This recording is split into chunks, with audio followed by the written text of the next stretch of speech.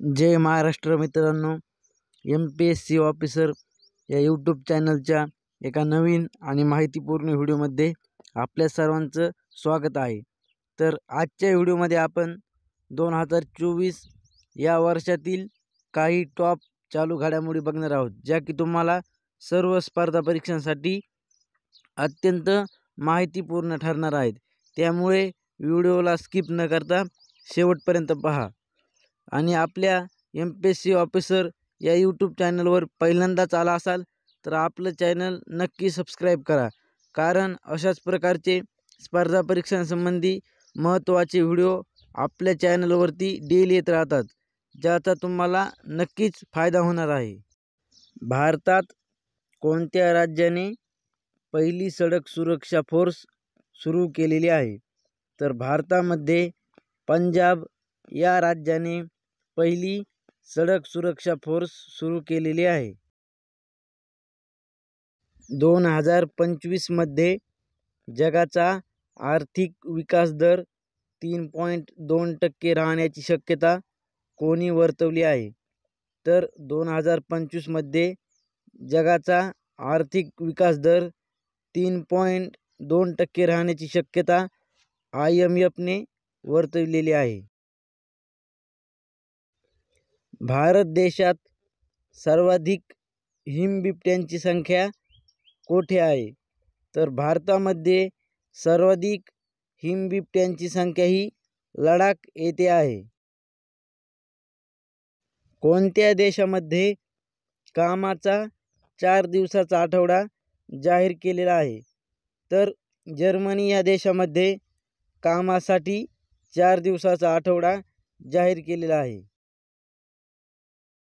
भारतीय दूरसंचार नियामक प्राधिकरण म्हणजेच ट्रायच्या अध्यक्षपदी कोणाची नियुक्ती करण्यात आलेली आहे? तर भारतीय दूरसंचार नियामक प्राधिकरण म्हणजेच ट्रायच्या अध्यक्षपदी अनिल कुमार लाहोटी यांची नियुक्ती करण्यात आलेली आहे। भारतातील हिमबिबट्याचा पहिला वैज्ञानिक अहवाल कोणाच्या हस्ते प्रसिद्ध करण्यात आलेला आहे? तर भारतातील हिमबिबट्याचा पहिला वैज्ञानिक अहवाल हा भूपेंद्र यादव यांच्या हस्ते प्रसिद्ध करण्यात आलेला आहे।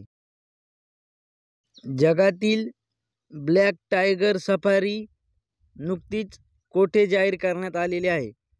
तर या प्रश्नासाठी 2 पर्याय आहेत, भारत आणि जपान। या प्रश्नाचं उत्तर तुम्हाला कमेंट करायचं आहे। उत्तर चुकलं तरी चालेल, परंतु तुम्हाला नक्की कमेंट करायचं आहे। त्यानंतर मी तुम्हाला याचा आन्सर कमेंटमध्ये पिन करेल। फ्रान्सच्या एअरबसने म्हणजेच H125 नागरी हेलिकॉप्टरच्या निर्मितीसाठी कोणत्या भारतीय कंपनीसोबत करार केलेला आहे? तर फ्रान्सच्या H125 एअरबसने नागरी हेलिकॉप्टरच्या निर्मितीसाठी टाटा ॲडव्हान्स सिस्टीम लिमिटेड या भारतीय कंपनीसोबत करार केलेला आहे। ICC मध्ये पुरुषांचा एकदिवसीय क्रिकेटपटू पुरस्कार कोणाला मिळालेला आहे? तर ICC पुरुषांचा एकदिवसीय क्रिकेटपटू पुरस्कार हा विराट कोहली या क्रिकेटपटूला मिळालेला आहे। ऑस्ट्रेलियन ओपन टेनिस स्पर्धा 2024 मध्ये पुरुष एकेरीचा विजेता कोण ठरलेला आहे? तर ऑस्ट्रेलियन ओपन टेनिस स्पर्धा 2024 मध्ये पुरुष एकेरीचा विजेता हा जैनिक सिनर हा ठरलेला आहे। 2024 या वर्षी किती जवानांना कीर्ती चक्र जाहीर झालेले आहेत? तर 2024 या वर्षी 6 जवानांना कीर्ती चक्र जाहीर झालेले आहेत। FIH हॉकी 5 महिला विश्वचषक 2024 चे विजेतेपद कोणी पटकावलेले आहे? तर FIH हॉकी 5 महिला विश्वचषक 2024चे विजेतेपद हे नेदरलँड या देशाने पटकावलेले आहे. नुकतेच 2023चा महाराष्ट्र भूषण पुरस्कार कोणाला जाहीर झालेला आहे? तर आत्ताच 2024चा महाराष्ट्र भूषण पुरस्कार हा अभिनेते अशोक सराफ यांना जाहीर झालेला आहे. ISSF नेमबाजी विश्वचषक स्पर्धेत भारताच्या सोनम मस्कर हिने कोणते पदक जिंकलेले आहे? तर ISSF नेमबाजी विश्वचषक स्पर्धेत भारताच्या सोनम मस्कर हिने रौप्य पदक जिंकलेले आहे. कर्नाटक सरकारचा कवी सिद्धलिंगय्या यांच्या नावाने देण्यात येणारा पुरस्कार कोणाला जाहीर झालेला आहे? तर कर्नाटक सरकारचा कवी सिद्धलिंगय्या यांच्या नावाने देण्यात येणारा पुरस्कार हा उत्तम कांबळे यांना जाहीर झालेला आहे.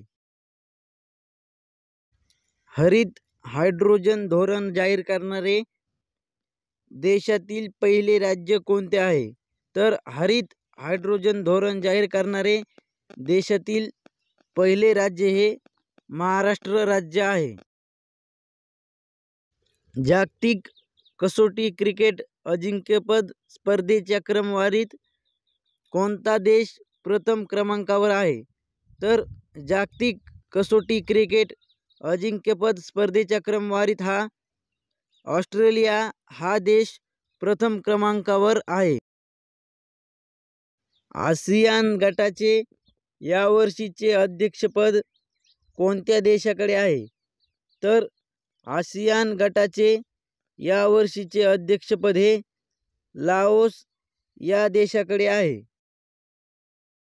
भारतीय क्रिकेट संघाची जागतिक कसोटी अजिंक्यपद स्पर्धेच्या क्रमवारीत दुसऱ्या क्रमांकावरून कितव्या क्रमांकावर घसरण झालेली आहे? तर भारतीय क्रिकेट संघाची जागतिक कसोटी अजिंक्यपद स्पर्धेच्या क्रमवारीत दुसऱ्या क्रमांकावरून 5व्या क्रमांकावर घसरण झालेली आहे. तर आजच्या व्हिडिओमध्ये एवढंच होतं. लवकरच भेटूत एका नवीन आणि माहितीपूर्ण व्हिडिओमध्ये. तोपर्यंत आपल्या MPSC ऑफिसर या चॅनलला सबस्क्राईब करून ठेवा.